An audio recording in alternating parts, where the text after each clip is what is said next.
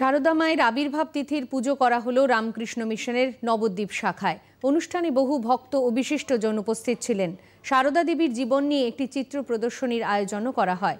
Golpark Ramakrishna mission institute of কালচারের স্বামী ইষ্টব্রতানন্দ মায়ের জীবনের বিভিন্ন ঘটনা সম্পর্কে শোনান ভক্তদের।